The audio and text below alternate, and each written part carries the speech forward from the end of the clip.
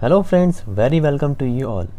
आज मैं आपको बताने वाला हूँ और सिखाने वाला हूँ प्रोडक्शन पॉसिबिलिटी कर्व के बारे में, इसकी डेफिनेशन और इसके फीचर्स। ये दो चीज़ से आज हम डील करने वाले हैं इस वीडियो के अंदर। तो अगर आपको इसके रिगार्डिंग कोई भी डाउट है तो आप इस वीडियो को कंसिडर कर सकते हो, आगे तक देख सकते हो। एग्ज़ाम पॉइंट ऑफ की बात कर ली जाए, एग्ज़ाम में पीपीसी के ऊपर एक क्वेश्चन तो कंपलसरी आना होता है। 100% श्योर रहिए, प्रोडक्शन पॉसिबिलिटी कर्व के ऊपर एक क्वेश्चन तो फिक्स ही फिक्स है, इसीलिए आपके एग्ज़ाम पॉइंट ऑफ व्यू से भी मोस्ट इम्पॉर्टेंट टॉपिक है। क्लियर है? तो आइए बिल्कुल लेट नहीं करते हैं, अपने वीडियो को स्टार्ट करते हैं। मेरा नाम है आकाश कुमार चौहान और आप मेरे साथ देख रहे हो आपका अपना यूट्यूब चैनल एग्ज़ाम बेल। इसी बात पे keep subscribe my channel and hit the bell icon for getting more updates. Video में आगे बढ़ने से पहले मैं आपसे एक बात और कह देना चाहता हूँ कि मैंने अपने चैनल पे माइक्रो इकोनॉमिक्स की बहुत सारी वीडियो अपलोड कर दी है और मैं बहुत सारी वीडियो अपलोड करने भी वाला हूँ। सारी वीडियोस बिल्कुल लाइन बाय लाइन अपलोड की गई है, आप जाकर चेकआउट कर सकते हो। चैप्टर वाइज, सीरीज़ वाइज सारी वीडियो अपलोड है। तो अगर आप 11th में हो और आपको माइक्रो इकोनॉमिक्स के बारे में कुछ भी नॉलेज चाहिए तो आप मेरे चैनल को सब्सक्राइब कर सकते हैं। साथ ही साथ कॉमर्स से रिलेटेड बहुत सारी वीडियो इस चैनल पर अपलोड होती है, आप बाकी इन्फॉर्मेशन के लिए भी इस चैनल को सब्सक्राइब कर सकते हैं। तो आइए अब वीडियो को स्टार्ट करते हैं। जैसा कि हमारा टॉपिक है प्रोडक्शन पॉसिबिलिटी कर्व। सबसे पहले हम जानना चाहते हैं कि आखिर सर प्रोडक्शन पॉसिबिलिटी कर्व होती क्या है। ठीक है, तो पहले हम नाम को ही थोड़ा सा पोस्टमार्टम करते हैं कि प्रोडक्शन मतलब कि बनाना, कुछ चीज़ बनेगी, उसकी पॉसिबिलिटीज़ कि चीज़ क्या क्या बन सकती है, क्योंकि पॉसिबिलिटीज़ हो रही है, बनी तो नहीं है। तो प्रोडक्शन की पॉसिबिलिटीज़ के बारे में जानना है। कहाँ पे? एक कर्व के फॉर्म में। जब आप प्रोडक्शन की पॉसिबिलिटीज़ को जानोगे कर्व के फॉर्म में, तो इन जनरल उसे हम बोलेंगे प्रोडक्शन पॉसिबिलिटी कर्व। ऐसा अभी तक हमें लग रहा है नाम को देखते हुए। क्लियर है? उसके बाद मैं आपको डायरेक्ट डिफाइन के ऊपर लेके नहीं आ रहा। मैं चाहता हूँ कि पहले आप डायग्राम देखें, जो कि मैंने ड्रॉ कर रखा है आपके टाइम को सेव करने के लिए। पहले आप डायग्राम के बारे में जानें, उसके बाद मैं आपको लेके आऊँगा डेफिनेशन पे, जिससे कि आपको एकदम क्लियर रहेगा, याद रहेंगे आपके दिमाग के अंदर। हमेशा आप याद कर पाओगे कि क्या डेफिनेशन है प्रोडक्शन पॉसिबिलिटी कर्व की। क्लियर है? जैसा कि आप डायग्राम देख पा रहे हो, ये है एक्स एक्सिस और ये जो गुड्स है ये है एक्स गुड्स। वैसे ये वाई एक्सिस है और यहाँ जो गुड्स है वो है वाई गुड्स। क्लियर है? जब मैं एक्स गुड्स की एक भी यूनिट नहीं ले रहा, मतलब मैं 0 पे हूँ, तो मैं यहाँ पे हूँ कहीं, मतलब मैं वाई पूरा ले रहा हूँ। क्लियर है? जब मैं एक्स एक लेना चाहता हूँ तो वाई थोड़ी कम हो गई। क्यों कम हो गई? तो इसका मैं आपको पहले बताता हूँ कारण। यहाँ पे होता क्या है कि अगर मैंने आपसे कह दिए हैं कि आपके पास 100 रुपये है, ठीक है, ये 100 रुपये क्या है? आपके लिए रिसोर्स है। 100 rupees is for you resource. आपके पास 100 रुपये रिसोर्स है, अब आपको 100 रुपये में ही खर्च करने हैं और मार्केट में दो ही गुड्स अवेलेबल है, एक गुड्स है एक्स, एक गुड्स है वाई। अब जब आप एक्स एक भी नहीं लोगे तो आप सारे पैसे खर्च करके आओगे, तो वाई आप मैक्सिमम ले सकते हो। क्लियर है? लेकिन जब मैं एक्स एक भी लूँगा तो क्या अब वाई आपके पास 10 हो पाएगी? सोचो, बिल्कुल भी नहीं, क्योंकि आपके पास आपका जो बजट है, रिसोर्स है, वो तो अभी भी 100 रुपीज़ ही है। लेकिन अब आपने एक्स को परचेज कर लिया तो कुछ रिसोर्स एक्स की तरफ शिफ्ट हो गई, जो पहले वाई की तरफ शिफ्ट थी। अब क्या होगा? वाई उतनी नहीं आ पाएगी जितनी पहले आ रही थी। ये आपको क्लियर हुआ? तो वही सेम रीज़न है कि जब मैं एक्स 0 ले रहा था तो मैं वाई कुछ इस पॉइंट पे था, ए पॉइंट पे, इसको सही से लिखा जाए, तब मैं ए पॉइंट पे था। ठीक, एक्स की एक यूनिट परचेज करना चाह रहा हूँ तो मुझे बी पॉइंट पे जाना पड़ा, मतलब वाई को थोड़ा डिक्रीज़ करना पड़ा, रिसोर्स शिफ्ट हो गई। जब मैं एक्स की 2 यूनिट बनाना चाह रहा हूँ तो मुझे पॉइंट सी पे जाना पड़ा, मतलब मुझे बी पॉइंट से भी नीचे आना पड़ा। इसका मतलब है कि रिसोर्स और थोड़ा शिफ्ट हो गया। ऐसे ही मैंने एक्स की तीसरी यूनिट बनाई तो मैं डी पॉइंट पे चला गया, फिर 4 बनाया मैंने तो मैं ई पे चला गया, फिर मैंने 5th बनाई तो मैं एफ पे चला गया।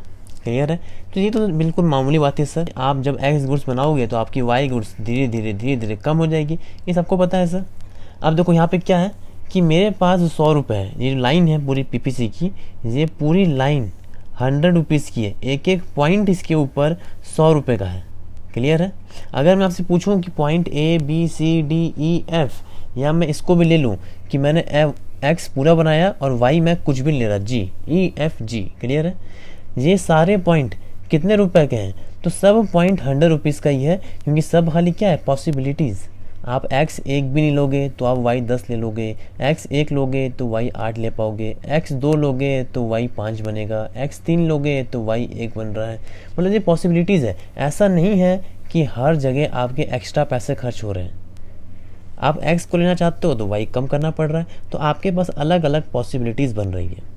तो वही बोला गया कि पीपीसी क्या है, हमने कहा कि हमारे पास 100 रुपये रिसोर्स है। अब हम 100 रुपये रिसोर्स से क्या क्या बना सकते हैं, तो मैंने कहा कि बनाने को मेरे पास 2 गुड्स है, एक गुड्स एक्स एक गुड्स वाई। तो मैंने कहा कि अगर मैं एक्स एक भी ना बनाऊँ तो मैं वाई ए पॉइंट तक बना सकता हूँ। अगर मैं एक्स एक बनाऊँ तो पॉइंट बी तक जाऊँगा मैं वाई बनाने के लिए। अगर मैं एक्स को एक यूनिट और बनाता हूँ, 3 पे आता हूँ, तो जो वाई है वो बनेगा सी पॉइंट तक। मतलब अब ये क्या है, ये बन रहा है पॉसिबिलिटीज़, इसी को बोलते हैं पॉसिबिलिटीज़। ठीक है, तो क्या क्या चीज़ बन सकती है, एक कर्व के ऊपर जानेंगे तो उसे हम कहेंगे प्रोडक्शन पॉसिबिलिटी कर्व। अब आपको जो कर्व खाली याद रखना है बस।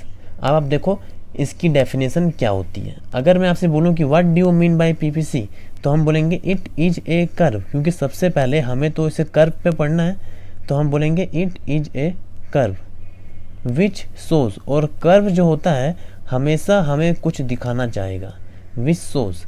कर्व हमें क्या दिखाना चाह रहा है, तो देखो कर्व हमें दिखाना चाह रहा है कि पॉइंट ए एक है, पॉइंट बी है, point C D E F G. आपके पास इतने पॉइंट हैं, आप इतने पॉइंट पे अपनी पॉसिबिलिटीज़ बना सकते हो, गुड्स को प्रोड्यूस कर सकते हो। लेकिन किस पॉइंट पे जाओगे ये आपका अपना पर्सनल डिसीजन है।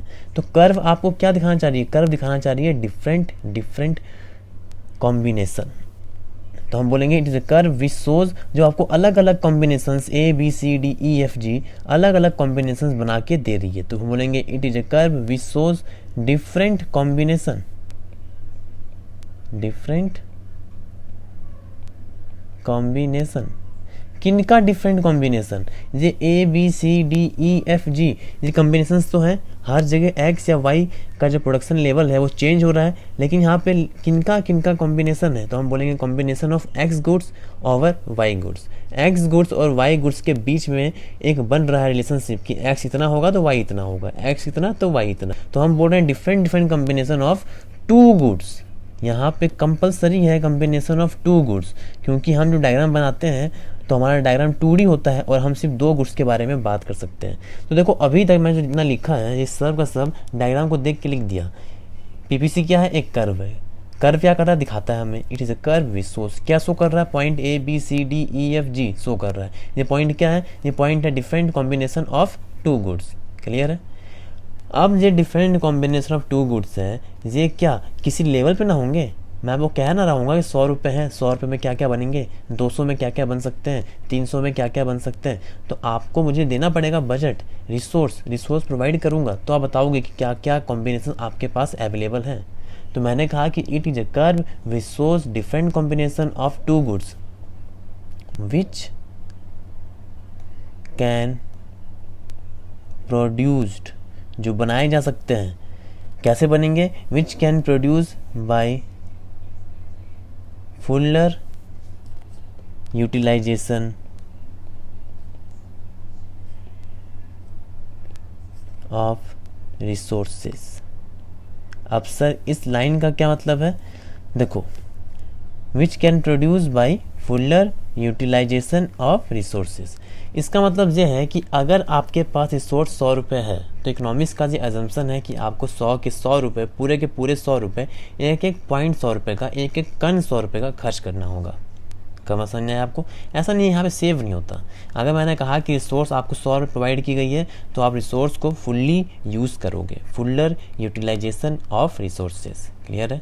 मैंने कहा 200 रुपये है तो आप 200 रुपये पूरा खर्च करोगे। ये इकोनॉमिक्स की अजम्पशन है। आपसे कोई पूछे पीपीसी क्या है तो हम यही बोलेंगे it is a curve. Curve हमें कुछ दिखाएगी, विच शोज क्या दिखाएगी, डिफरेंट कॉम्बिनेशंस किनका, 2 गुड्स का, उनको क्या करेंगे, बनाएंगे। विच कैन प्रोड्यूस, कैसे बनेगा, तो हम बोलेंगे by fuller utilization of resources. Clear है।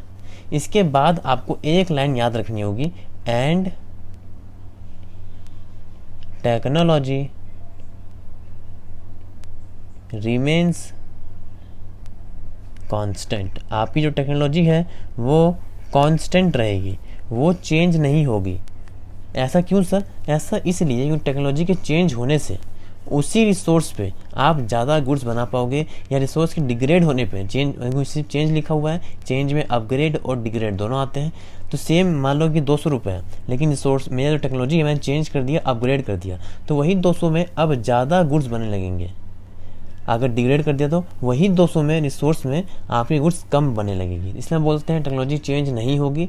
तो हम पढ़ेंगे इकोनॉमिक्स को, कैसे कैसे कॉम्बिनेशन बन सकते हैं दो गुड्स के, तो उससे हम कहेंगे प्रोडक्शन पॉसिबिलिटी कर्व। आपसे कोई पूछे कि पीपीसी क्या है तो हम क्या बोलेंगे? पीपीसी एक कर्व है। कर्व क्या करती है? आपको दिखाती है, विच शोज क्या दिखा रही है, अलग अलग कॉम्बिनेशन किनका, दो गुड्स का, क्या करें उनका, बनाएंगे, विच कैन प्रोड्यूस, कैसे बनाओगे, फुलर यूटिलाइजेशन ऑफ रिसोर्सेज। उसके बाद क्या है? उसके बाद अजम्पशन है। अजम्पशन क्या है? अजम्पशन ये है कि हम टेक्नोलॉजी चेंज नहीं करेंगे, टेक्नोलॉजी रिमेन्स कॉन्स्टेंट। क्लियर है? ये आपकी डेफिनेशन है, और डेफिनेशन बुक की डेफिनेशन है। एग्जाम में 4 नंबर का एक क्वेश्चन आता है कि डिफाइन पीपीसी कर्व विद इस डायग्राम। तो आपको जो डायग्राम और जो डेफिनेशन बनाने होंगे 4 नंबर के लिए। क्लियर है? अब देखो यहाँ पे एक क्वेश्चन में आपका और कवर कर देता हूँ कि 3 assumption of PPC production possibility curve के 3 assumption क्या क्या हैं। देखो 2 जो हैं वो आपको पता है, लेकिन आप फिर भी बता नहीं पा रहे हो। वो 2 क्या है? सबसे पहला तो ये है कि फुलर यूटिलाइजेशन ऑफ रिसोर्सेज। यहाँ पे जो कंपलसरी है कि 100 रुपये है तो 100 रुपये पूरा खर्च करना है। Fuller utilization of resources. Clear है? यहाँ पे एक एक कन आपको खर्च करना होगा। दूसरा क्या है? आपको पता है technology remains constant, technology change नहीं होगी, टेक्नोलॉजी रिमेन्स कांस्टेंट। क्लियर है?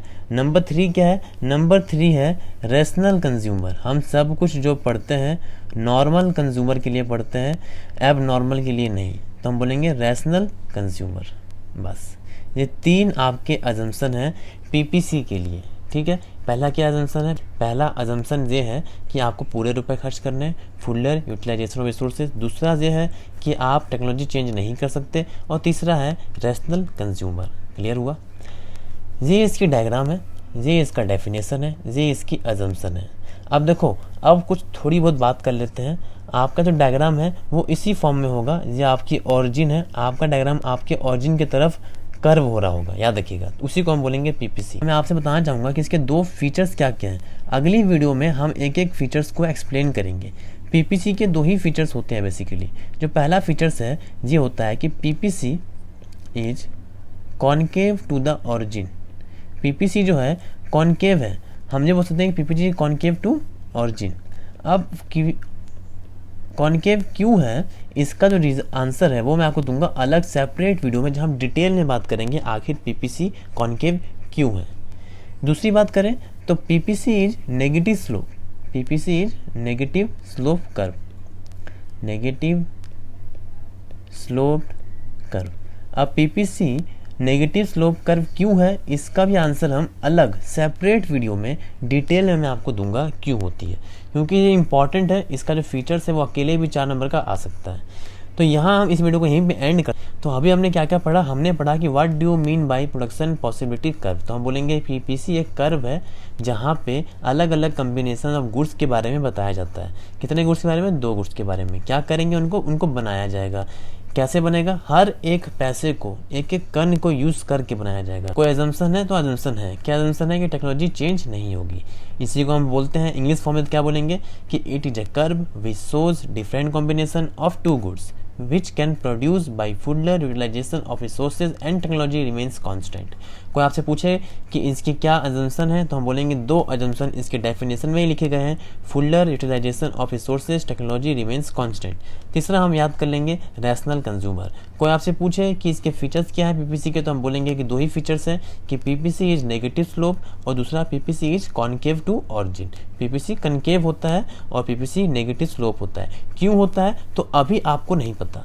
अभी आपको जानना भी नहीं है। आप अपने ऊपर इतना प्रेशर ना लें, आप खाली अभी इतना ही जानें डिटेल में। हम फीचर्स के बारे में अलग सेपरेट वीडियो में मैं आपको बताऊंगा बहुत ही अच्छी तरीके से, बहुत ही डिटेल्ड वे में, जहां आप समझ पाओगे इनका फीचर्स, उसकी एक्सप्लेनेशन। अगर आपको जो नोट्स चाहिए तो आप मुझे टेलीग्राम पे ज्वाइन कर सकते हो, मैं वहाँ पे जो नोट्स अवेलेबल कर दूंगा, आप वहाँ जाके जो नोट्स को ले सकते हो। और साथ ही साथ टेलीग्राम पे बहुत सारे MCQ, चार्ट्स, PPT आते रहते हैं, जिससे आपका बहुत फ़ायदा होगा, तो आप ज्वाइन कर सकते हो। और अगर ये वीडियो सही लगी हो आपको तो वीडियो को लाइक कर दीजिएगा। कोई डाउट है तो कमेंट कर सकते हो। चैनल पर नए हो चैनल को सब्सक्राइब कर लें, क्योंकि इस चैनल पर आपको मिलेगी lots of content commerce stream से रिलेटेड। तो मिलते हैं एक नई वीडियो पे, तब तक के लिए thank you and have a nice day.